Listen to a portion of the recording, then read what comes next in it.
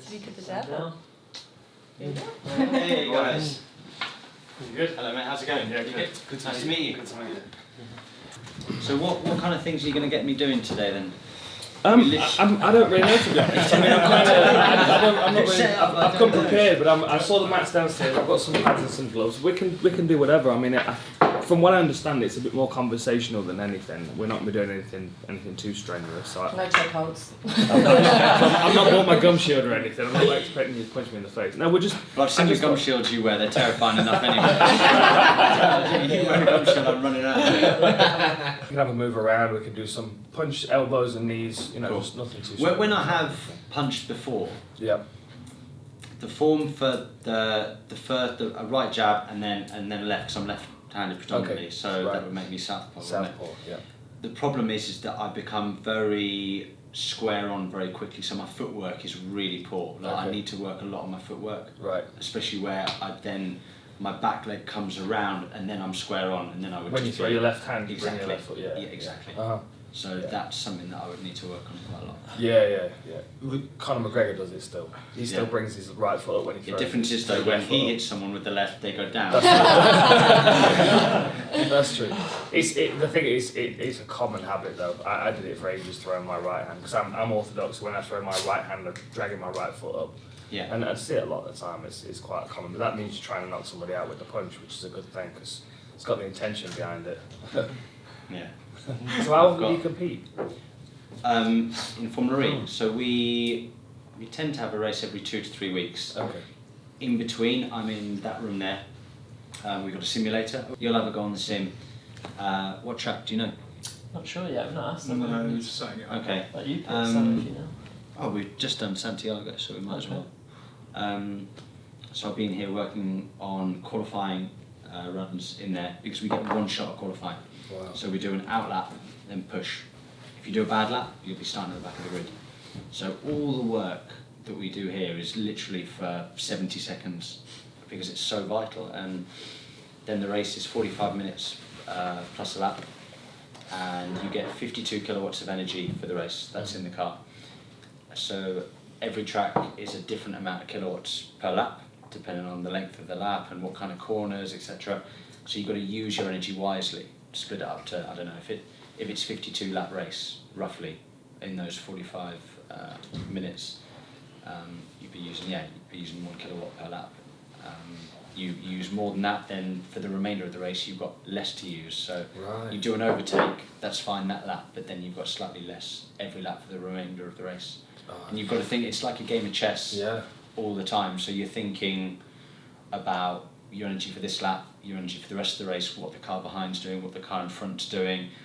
You've got this thing called attack mode, where you go offline, and then when you go through 3 loops that are on the circuit, like 3 electronic sort of tags on the ground, you get extra power, so your power goes up from 200 kilowatts up to 235.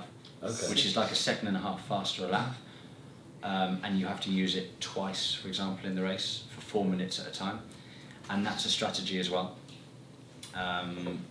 So you might use it at a different time to the person that you're attacking. They might use it, you might get overtaken, but then you can get them back later. It's complicated. I didn't realise, I mean, yeah, that's part of my ignorance about the sport. I didn't realise that you were limited on power. Yeah, so everybody has 52 kilowatts. That's fascinating. That's a lot more like MMA, like combat sports and anything else. You've got to kind of manage your energy expenditure. Like, do I attack the guy in this moment? Do I hold back and recover? And that's really interesting. So, like, how much of your consciousness when you're thinking about the track do you actually have to expend on? How much power has he got? What about this guy behind me? I'm thinking about all of it, all the time. Must be exhausting. While trying to drive this car as fast as I can on a street circuit where you know that if you go that much offline, you're on the dust and then you're in the wall. And you're still trying to push the limits of what the car can do.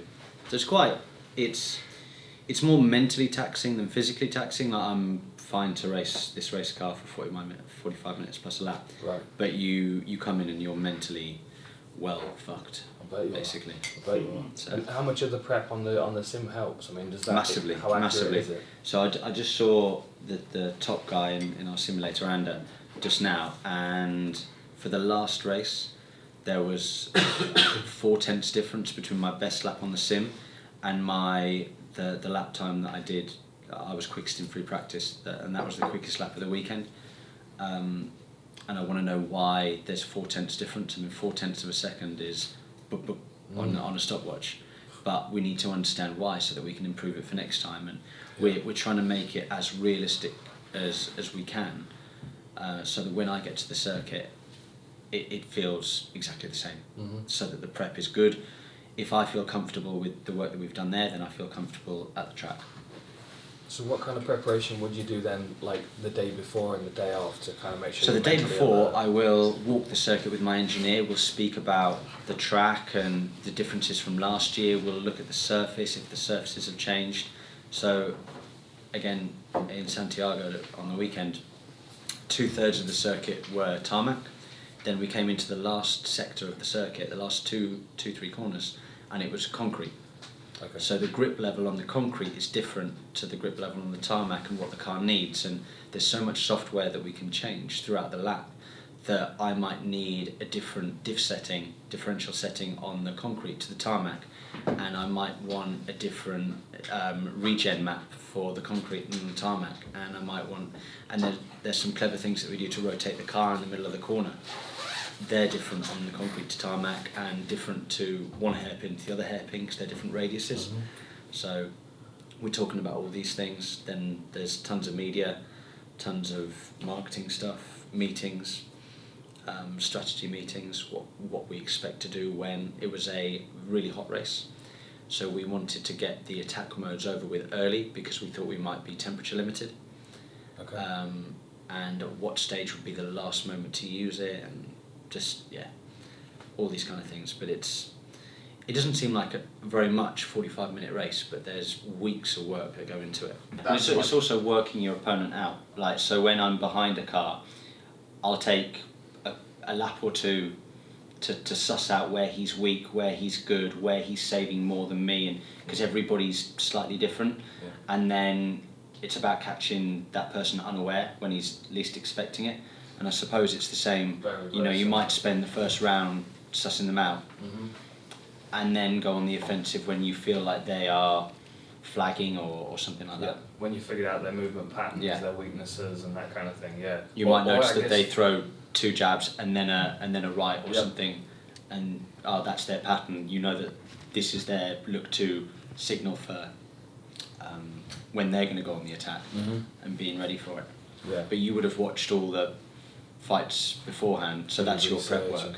So then do you get those opponents that just come out and just race hard regardless of what everybody else is doing?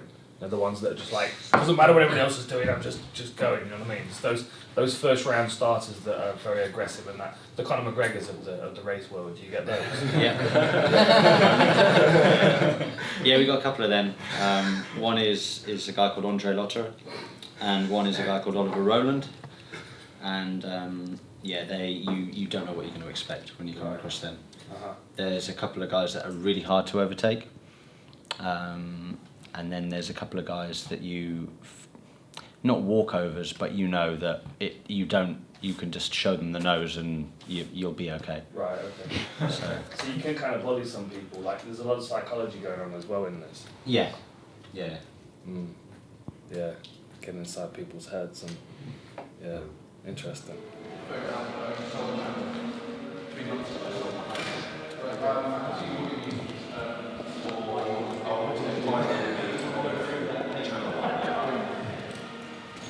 So what was your background then? What did you start with? I started in kind of junior formula, like junior normally aspirated cars, and I worked my way up through the ranks. Then there's a thing called GP2, now it's called Formula 2, which is the one below Formula 1. I did that, and I was winning races in that. I became the reserve driver for Mercedes Formula 1, so I worked with Schumacher, I worked with Rosberg, worked with Hamilton. So if they were ever sick, I would have to jump in and do the Grand Prix, but they were never sick. So anyway, I was at the Grand Prix for like 4 years doing that, and it was clear and apparent that I was never going to get a race seat there, and I had to look at another form of motorsport, and this was just about to start, and I got offered a job at this team, Virgin Racing, and it was a bit of a leap of faith into the unknown because I didn't know whether this series would take off or implode, because when a new series starts, it's very difficult for it to sustain and increase, but because this has such a unique selling point, it's just grown and grown and grown, and now, like I said, all the manufacturers are coming in because they realise not only from a marketing perspective, but actually from a software perspective, it's quite good to do. You know, the big guns are learning a lot about how to store energy and use energy and be clever with the regen levels because of this championship. So the stuff that we use in this is going onto the production line and making the cars of tomorrow more efficient. You know, electric vehicles. I was just about to say, I mean, because everyone's crossing over to electric anyway, I mean, there must be so many people wanting to get behind this because it's clearly the way everything's moving. Well, sponsors and manufacturers want to get involved because it's clean. Yeah. You know, why, if you're a big company, why would you want to go and put your money into something where, you know, politically it's incorrect? Whereas this, it ticks the boxes. It's fast, it's fun, it's competitive, and it's green. What about the old heads? What's the where's the stubbornness of the sport? Because there'll be some people that are still stubborn. There's still proper petrol heads that say, electric cars. But you've got 24 of the world's best drivers in this championship with all the manufacturers on board. They've got no choice but to try and like it now. There's too many people that do like it. So. How does it, as far as a driver, how does it feel different to a petrol car? It's heavier. It's certainly heavier. I mean, battery's really heavy. It's 350 kilos with the battery hanging over the back of the car. It handles like a single seater. It's still quite nimble. We're racing on these sort of road-looking tyres, and that's basically to reduce the carbon footprint. So instead of us taking wets and slicks to a racetrack, we're just taking this tyre, which is an all-weather tyre. Interesting. We race on that in the dry, and if the weather were to go from dry to wet, we have to keep on that. But apart from in the wet, they are horrendous. You've got no grip, you're just sliding around. It's horrible. Okay, so you can pop that on. We're at different weight levels. I mean, Dan's obviously, you know, I'm more really featherweight. Is that a thing for your sport? Yeah, massive. So I've gone vegan recently. Oh, you really? Okay, interesting. And I've dropped nearly 8 kilos since September. Okay. So everybody says I look gaunt and like I'm going to keel over any minute compared to what I used to. So interesting. So what was the decision to go vegan then? What prompted that? My wife's vegan, and I wanted to challenge myself. I watched Game Changers on Netflix, and I thought, why not? Nick Diaz is doing it. Right. And how is it working for you? No, I've loved it. I've loved the application. I've enjoyed the challenge. How's the sound I on that believe as in well? it. It is difficult. When you get on the road, my God. You know, we've just been to Chile. They don't have anything apart from meat over there. It's just not possible. You look at every menu, it's like there is nothing for me. So I think I survived on tomato soup in Chile. The same problem. Literally. Are Korea, Germany, Poland. Are you vegan as well then? I have been for a long time. But when I travel though, it's really challenging. Like the selection now for us in the UK is amazing. If I go to Waitrose, it's just crammed full now. There's always something there, and you can make some really fun meals. But when you're in a hotel, sometimes you just want to go in the kitchen yourself and go, look, can I just make myself something? I used to find myself eating just so much bread. That was my bread and fruit, and I'm like, I can't live on bread and fruit while I'm traveling. Especially because I'm in a different hotel most weekends, so I've had to diversify a little bit. Eggs have been a big benefit for me. But it's still a challenge. But everyone seems to be crossing over at the moment. Everyone seems to be trying it out. It's become a bit of a, not a fad, but I see it now as a bit of a way of life, and I'm enjoying it. It's kind of like the latest Atkins sort of thing, isn't it? Remember when that was big? So. But it's a positive one though, for sure. Yeah. I do think it's good. And I think even if nothing else, it brings awareness and a bit more balance to people's diet. It also fits in with what I do as a job, because you look at the benefits in terms of pollution and the environment, and the amount of pollution that a field of cows would make compared to what I'm eating, which is that vegan corn. So what's the ideal weight then for racing? So right now, with kit, so with the helmet, hands device, suit, gloves, underwear, everything, I'm 68.2 kilos, which is roughly perfect, really, because I can place what I want in terms of weight and ballast where I want it in the car, and we can use it as a real balance performance change. So that's quite good. Right. As much as We've literally done all of it. You've been filming. Right.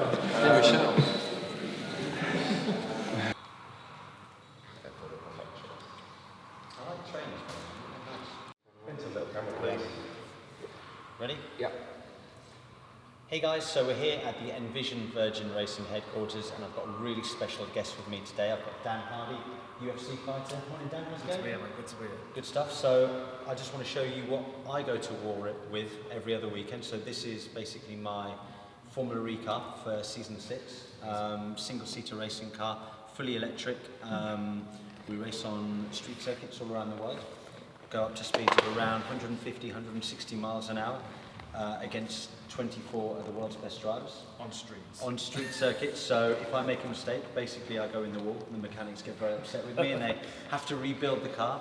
I sit in here with obviously all the protective gear in. Car weighs close to 900 kilos. You've got a big battery that sits behind here. Everybody's got the same piece of equipment designed by McLaren. And then behind that, everybody makes their own, all the manufacturers make their own bespoke, basically gearbox drivetrain. And that's where all the money is spent in this championship, developing the best tech there to be more efficient and faster than the people around me. People must be getting behind it because everyone's moving in the direction of electric cars. We're just seeing the race against climate change around here as well. Is that to remind you when you're in the race? No, it's actually a scheme that Envision Virgin Racing have done to basically build awareness of climate change. And this championship is the catalyst for change. We are showcasing top technology in the electric field, and the great thing is that the technology that comes out of this car is going onto the production line and creating better cars in the future. Yeah, which we're all going to benefit from because Absolutely. we'll have fancy electric cars. Well, let's face it. In 20 years' time, everybody will be driving an electric vehicle. Yeah. So this is really a starting point, and every year it gets better, faster, more technology, more money spent on it, and it's becoming a real proving ground for all the manufacturers. Yeah, but it's a very, very complicated piece of equipment. Yes. The tools of my trade are not quite as complex, but No. let me show you some of those. Yeah, let's get changed and we'll do it. something. Have you got any particular gloves you want us to use? Shall we use these that I've got here with me? You've got UFC gloves? Yeah, UFC gloves. If That's they pretty fit cool. you, I'll make them for all me. yours afterwards. That's awesome. Thank you.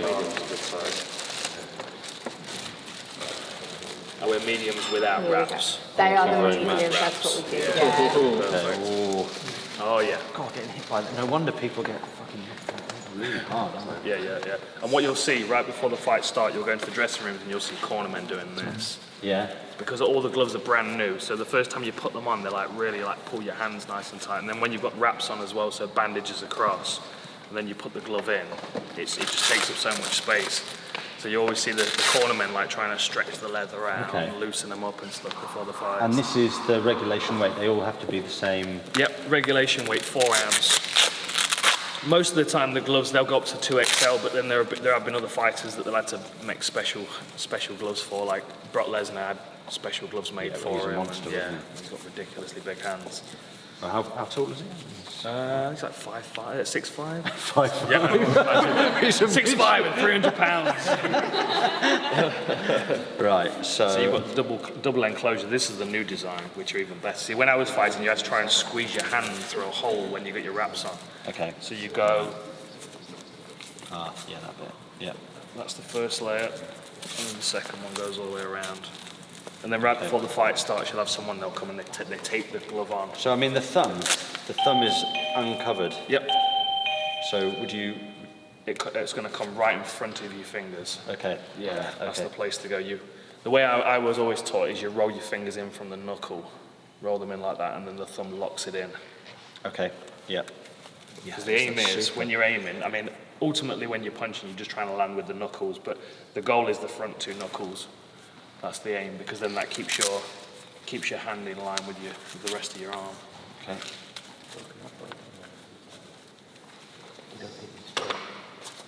Look at that. Like a glove.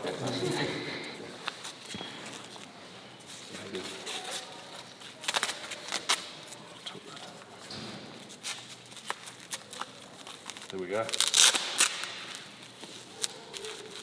How they feel? Right. Ready. Right, well, if I can get you in position in the middle. So, from now on, it's just you two. So if you start off then, so we're ready. I am. You're southpaw, aren't you? Yeah, so So I'm. we'll stand this side, so that's your open side. Yeah. Love you. Yeah, we can. Thank you. Bear in mind, I'm so beginner, it's not even funny. That's no problem. That's it. Good. That's it, now put the left hand on the end of it. That's it, nice and straight, with the left hand. There you go. To a tight clinch, knee, push away, kick. We'll do that. Okay. So show me in slow what we're going to do. Okay, so what I want you to do, I'll do it to you just nice and slow so you can see it. So what I want you to do is a jab, cross, Yeah. then you're going to step in and tie clinch. So the tie clinch is like crown of the head just there. So I grab. Round the back of my head, that's it. Like that. Yeah. So these, put your elbows into my chest, so that's your leverage point. So what I'm doing is I'm coming in here, Yeah. and I'm using that leverage point to bend your head down. Okay. Right, you feel that pressure on you? Yeah. It's Yeah. there. Really So- fun. Yeah, it's horrible, horrible. Especially if it's Anderson Silva that's grabbed you there, then it's game over. Yeah. Yeah. So go jab cross, So there. and then yeah, that's it. And now you're gonna push me away with your forearm, but still keep hold of my head. This is where it gets challenging. So you're there, and then Yep. And you see how that brought my body down yeah. because you pushed with your elbows, but you keep a hold with you. So because you're because you're there, and then just it's that movement. That's is what it you that want. there. Let me just use it. So I'm gonna grab you Yeah, there, yeah. and then I'm gonna go. You feel that? Yeah. So I'm pushing you away with my Oh, so elbows. I'm not letting go. I'm literally No. just doing that. You're bending my head down to face And your then- knees, and then the knee comes up. Oh, nice. You know. But I'll be covered, don't worry, I've got pads. So that's like, yeah, smashing it down the inside with your nose. Just, It's yeah. like driving somebody into a wall, surely. I had a couple of them in Santiago, didn't I? A couple of people doing that to me. Yeah, really? Yeah. So Well, we've got some clinch work for them next time. yeah. Okay, so 1, 2. And then you push me back and Oh, then and throw then- that knee. ah, Yeah, and then there the you go, knee, there you okay. go. So you're gonna go push away and then pull me onto the knee. Okay. Nice, there you go. That's it. Okay. Nice. Good. And Then then, bring you in. and exactly. up. Feel the clinch first and then the knee. Count So it as 2 it's, beats. it's that movement, then that movement, or is it all in one? No. Push away and then pull. Okay. So the push is 1 and the pull's the second. Okay. So count 2 beats. Yeah. So you go 1, 2, there you go, 3, 4. Yeah. 1, 2, 3, 4. Okay. Yes, there you go.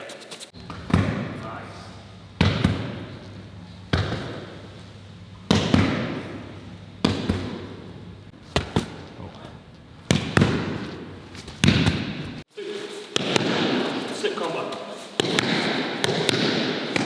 Nice. There we go. Oh, nice one. Top man. Really good. Really enjoyed that. Knuckles. Thank you, man. Good stuff. Good stuff. So bantamweight, we're putting you in, yeah? Yeah.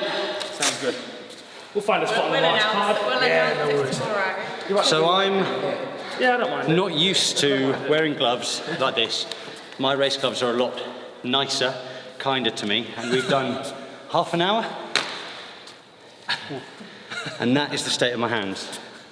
Yeah. Yeah. That's it. I need to work on my hands. But really, really enjoyable. Thank you, mate. Really good. Thank you. Really good. No, sexy. And again. What does the driver do in this situation, Darian? Do you adjust to the fact that you'll have less downtime, or you just go ahead and do what you normally do? You can feel the grip level where it is. The eye line is really low, isn't it? Yeah. Here comes the middle sector split, and he's 700s up. It's going to be close. Oh, wow. Did you touch that then? No, but close That's enough. amazing. Little grind. Straddles the curb. Very cool. So, you know, we're working on millimetres away Yeah. from the wall being perfect. And if you're exiting and you're that far away from the wall, for me, I haven't gone fast enough through the corner. I've got more road that I can use. Even though it feels like you're right up against it, you've got more. You might have another kilometre an hour that you could have carried through that corner. Only difficulty is judging that kilometre an hour. Yeah. So if I take 2 through there, then I could hit the wall. Yeah. Such fine margins. So where's the protection in these things for you?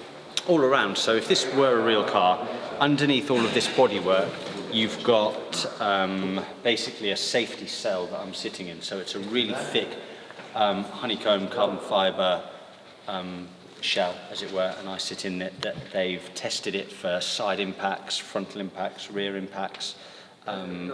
We've got the halo for any rolls or any debris. If a tyre came off and hit there, this would protect me, or if another car came at me, this would protect me as well. So I'm very safe in the car. The only thing that is maybe a concern is if the battery for some reason becomes unsafe and unstable, you know, a thermal heat and you know, a battery gone wrong. If I then were to, the battery goes wrong, car breaks down. If there's lights on a real car here, if one of the lights goes red, it means the car's unsafe. If I got out and had a foot on the ground and on the car, I would effectively evaporate and I wouldn't exist anymore. That's how much electricity is going through the car. No, imagine, I think it's, how many volts is it? 3,000 or something? 3,000 volts coursing through your body means you're not there anymore, basically. Effectively, it's a little bit like, all the veins in your body and such. Imagine that just becoming a fuse and all of it igniting at once. Yeah. So you would die almost instantly. So that's. So for you, it'd be quite a quick one, but then for everyone else, it'd be No, more but they have effective. to have serious safety measures when the light goes red. So you have to stay in the car because at the moment you're safe. You're part of the component. You haven't earthed it with something else. The safety team and safety crew come with massive rubber mats, cover the car in rubber mats, and then I can safely be extracted out the car. So that's slightly concerning when you're in that situation. I've never had it. No, we've never had it in the Touch wood. championship. Since we started, it's never happened, but we obviously got to take it. Just in case. First time I drove it in the wet, I was thinking, oh, electricity in the wet. That's the one. That's like, so many fans think that as well. Yeah, that and going uphill. Everyone thinks, the cars struggle to go uphill, but Yeah. I get nervous using my radio in the shower. I don't know about driving this and all that. What, I mean, fire must be less of a risk in Formula E. It is, but again, if the battery were to catch fire, you know, a massive battery catching fire, it would burn for days and days, and you would not be able to put it out. You could put all the water in the world on it, and it will continue to burn. No, yeah. So what's the next stage of technological evolution for these things, do you think? So this is the Gen 2 car. So we've gone from having 2 cars to a race to having 1 car per race. We used to race at 150 kilowatts of power. Now we race at 200. We used to qualify at 200. Now we qualify at 250. So it's got faster and the range has got twice as big. The next stage is the Generation 3 car, which I think would come out in Season 8 or Season 9. And that again would be lighter than this car, slightly smaller to create better racing for these, you know, tight, twisty street circuits. More power, faster in terms of the amount of kilowatts, so we might go up to 350 for qualifying, 300 for the race, which it already feels fast. I mean, 350 is going to feel really, really damn quick, like really, really fast, especially on some of these tracks we go to. And again, longer range, so the race might be 55 minutes instead of 45. But these are all things that the championship is sorting out right now.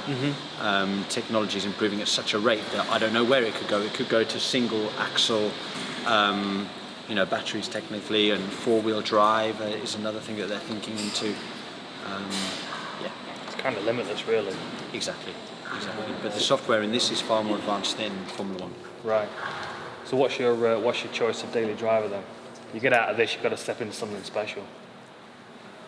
I'm on film now, aren't I? No, I mean, the team have very kindly supplied me with an Audi. I've got an Audi RS5 that I drive day to day. Nice. So that's my everyday car.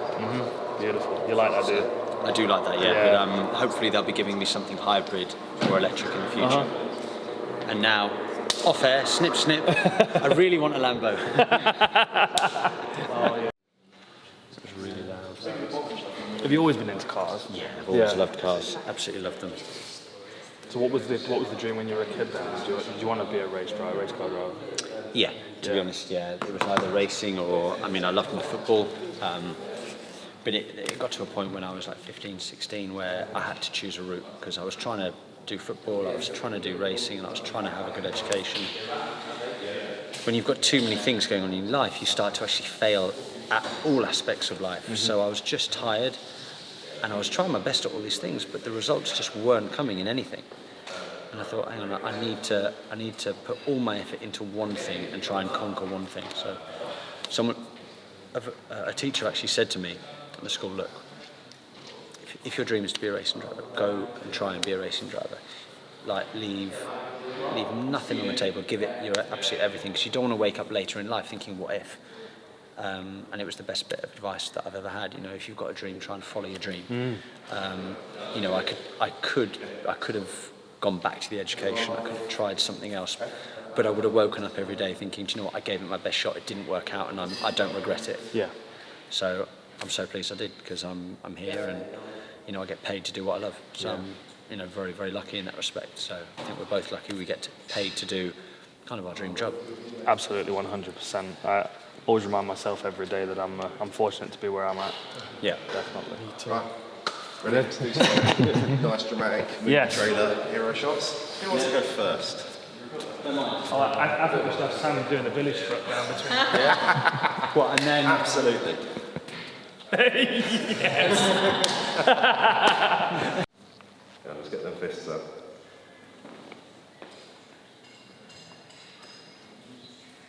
Can we do one bouncing out like you're about to head out into Like the it's a room? walkout. Like it's a walkout. That was Premier League. That's it. Billy strut. Billy strut. You got to spring your shoulders and let your arms follow.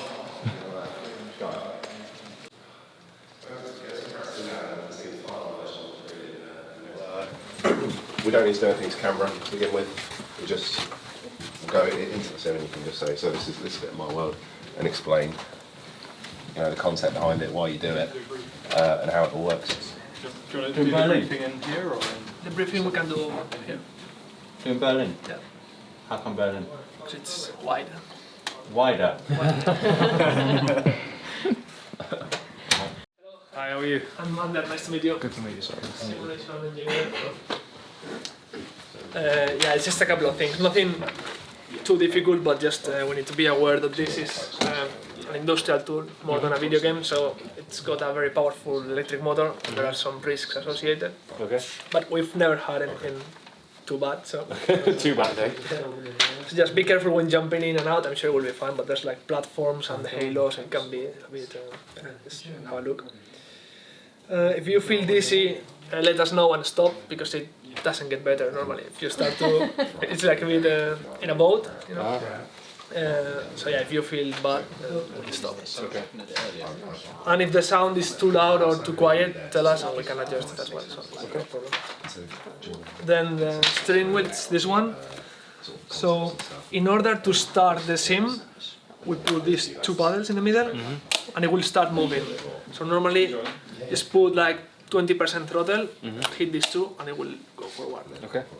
To stop it, press these two. If you see you're going to crash or you're going to spin, try to stop it beforehand. If not, it's not a problem, but it's better to try and do it.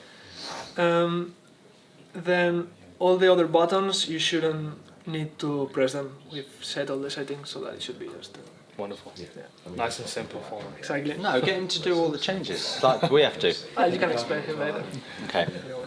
There's a lot that we can do with that. Yeah, but Serious amount. I mean, yeah, we've got a manual full of stuff that we need to know, like that, in the car, and all stuff's going on around you, and you're slightly fatigued, and you're driving really fast, and you're on a street circuit. Yeah, it's difficult. Spun you around as well. Yeah. So last thing I would need to set this thing. Is that in case of injury or death? Yeah, so that I can go to prison. I've literally just sparred with the man. He could have killed me. I didn't have to sign fuck all for him. And you're making him sign that. It's a bit OTT, isn't it? Okay, so yeah, I think we can go. Cool. Okay. It's always fun when you sign a death waiver. That's when it gets interesting. So, this is this just a generic seat? No, it's yours. This is my seat? Yeah. Okay, and pedals are my position? Yes. Okay, right, so your knees are going to be around your head. No, but we'll remove the seat for him. We'll remove the seat for him. Okay, cool. So, this is our simulator. Dan Hardy, the racing driver, instead of Dan Hardy, the UFC fighter. Alright, I don't fancy my chances. Right. That's it, now slide your legs down. Should I be sat on the pad? Well, you can sit however you want, as long as your eye line is roughly around about there. How's that? Good. I feel like I'm reclining. First things first, you need to make sure that you can turn the steering wheel. There you go. Okay. So, you fit. That's the first thing. Only just. Only just, yeah. Yeah, well, I'm a bit shorter than you. So all I want you to do today, Dan, is just literally focus on trying to drive this car as well as you can around the track. We've set all the settings for you. Everything is done. So you've only got in this car a throttle and a brake. And try and go around and just get quicker and quicker and quicker. Try not to hit the walls. Try and be as smooth as you can. Inputs need to be smooth. Try and brake in a straight line. Go wide, take an apex, use all the road on the exits. I'll be here with you explaining the circuit. This one is Berlin. It's kind of much wider than the normal track that we would go to. This is on a disused airfield, Tempelhof airfield. Yeah, mate, and just have fun with it, to be honest. If you've got any questions, ask me, but build up to it. A lot of people in the simulators, they try and just drive fast from the beginning, and then you can get lost. So build up to it, go slowly. If you've got any worries or questions, then let me know. Okay. And don't hit a wall.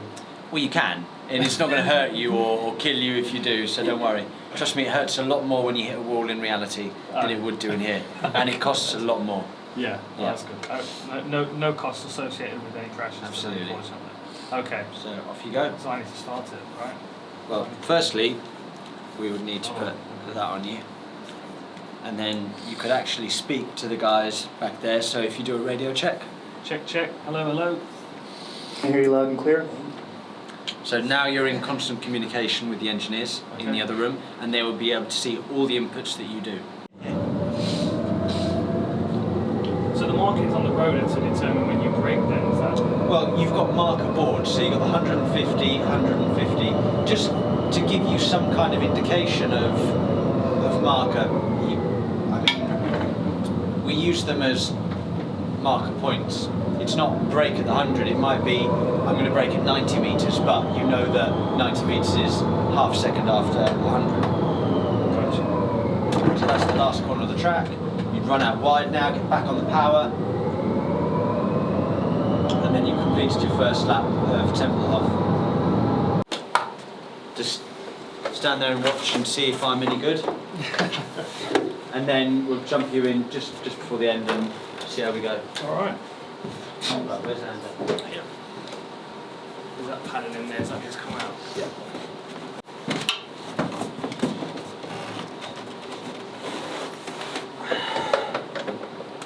They don't fit properly, but never mind.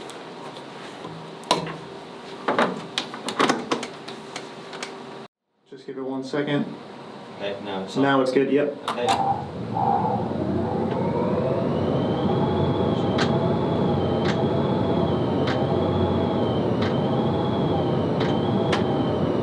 Not see the apex of you.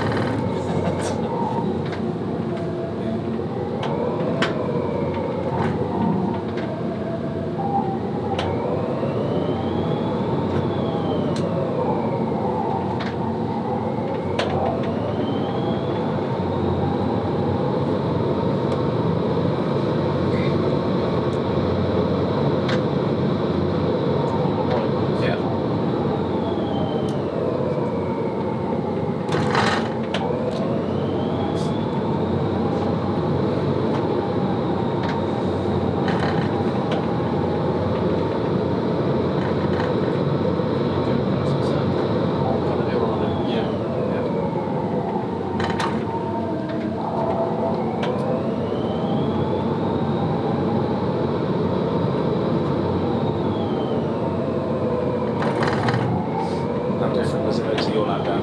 It's Yeah, but if you know, it's supposed to flow, and I've had a bit more experience than you have now, so it makes a lot of sense what you're saying though, as far as using the most of the road.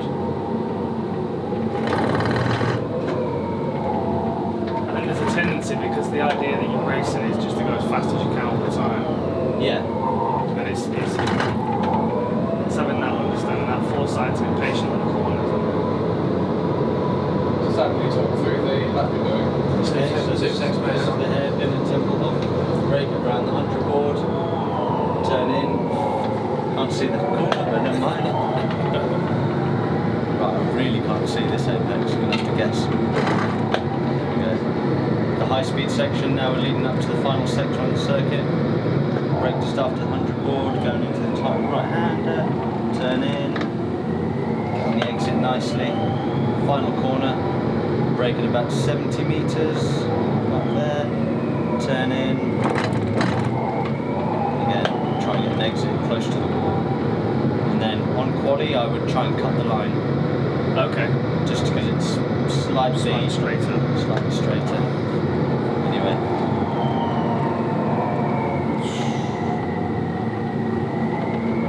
Beautiful.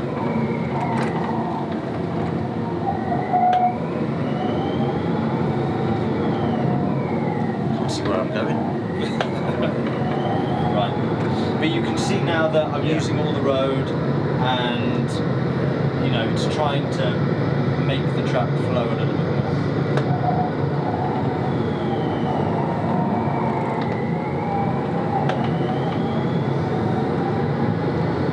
Now you've got a little understanding of the racing lines. I think you've got a better chance of copying. Certainly makes more sense. Yeah. And with the force feedback, you will feel much better. 4 miles. Yeah. Yeah, if you can't feel like if you don't feel like the wheel is fighting you, like not fighting you, but actually there's any resistance on it, Yeah. just tell the guys, stop the sim with the 2 bottom paddles, Yeah. put the steering wheel straight, they will then reset it, and then you can go again. You will need padding or you're okay? I'm okay. I think I'm okay. So this screen here would be our normal home screen. So then I've got my best lap, my last lap, the time left in the session, which is important for quality. Then I've got the amount of time left there as well, which is like a secret number. I've got tyre pressures, I've got brake temperatures and tyre temperatures as well. So these are all different things that we use to control the car. And everybody's got their own interpretation of what they do. Yeah. Everybody's kind of doing the same things and the same philosophies, but they might have a different mathematic calculation. Right. This is how much regen I'm getting from pulling this bottom paddle when in the race. Okay. There's a lot going so on. much information. But that's the simple page. That's the quali page. That's the complicated page. And I've got to look down at that and tell. In a second. Not even Exactly. a second. That's crazy. Exactly. There's lots of things to be thinking Yeah, about. so when doing that's a hell of a lot of information to take in a split second. Yeah. Just looking back at the screen. Okay. But remember, when you're turning left, use all the track available to you on the right, and then you commit to the corner, Yeah. and then use all the track on the outside after the corner. Okay. And braking going into a corner, I'm hitting the brake and then releasing At it. the moment, it looks to me like you're barely touching the brake because you're not stopping. Right. So don't be afraid to go flat out in a straight line, and when you hit the brake, hit the brake. Okay. You'll feel the wheel, like the first time you might lock everything, you might go wide, you might even spin, but then that's too hard. Maybe next lap or next corner I'll go slightly less hard. Okay. But there's a point, because at the moment you're basically rolling the car into the corner and then not being able to stop going past the corner and Yes. not getting an exit at all. Yeah. Okay. So flat out. That's it. Over there. Now brake. Brake. Turn in. A bit too early, but that's it. That's a good match. That's it. Get back to that apex over there. Now we're going to go into this one. That's it. Give yourself the best line in. And now break. Break. Turn in. That's it. Let's keep going. Turn in. Now back on the power a little bit. This has been a much better lap. Let's finish the lap. That's it. That's good. Over to the right. This is going to be your best lap by a mile. That's it. Turn in. That's good. Use all the road. That's it. Now cut the timing line. So over to the left hand wall. 16.7. Yes. Good work. Very cool. So you got, yeah, you did it. You went sub 120. So that's really good. Well done, mate. Good job. Very much. Thanks. That's all right. That was awesome. No, I feel like there's a lot of similarities to take away from today, and it's been really interesting to hear your story and hear about your sport, and then you try my sport. And I'm pleased that I do my sport, and I think you're pleased that you do your sport. Absolutely. I'd rather get punched in the face than drive myself into a wall. Fun. Yeah, it's absolutely. Practice. Yeah, definitely. Thank you so much for your help. Pleasure. Yeah, man. That's pretty cool, man. Enjoy it. Yeah, very cool. So difficult like that. It's just. Yeah, but when it's a skill that you don't know. When it's a skill that you don't know, it feels alien, you don't know what to do, you don't understand why you need to do that and stuff like that. When you started explaining stuff downstairs, it started to make sense and the movement, but I still felt very stiff. Basically, you did as well as I did downstairs, no doubt. Just right? Yeah. But the next time you came, you'd knock 6 seconds off like that. Then the next time you'd knock another 2 seconds off, and you know what? It's the last second and a half that would be the difficulty. Getting that close is the difficulty. That last 0.3 of a second can take years, or you might never get it. You know what I mean? So, yeah. But I thoroughly enjoyed today. Thank you ever so much, guys. No, you're welcome. You've got the gloves, right? I've got the gloves. Yeah. Yeah. Are they And then, gloves? and then that's your little good. Oh, thank you very much. Oh, there we go. We've got hats and there's the glove backs in there as well. So Thank you very much, guys. Cheers. Thank you very much.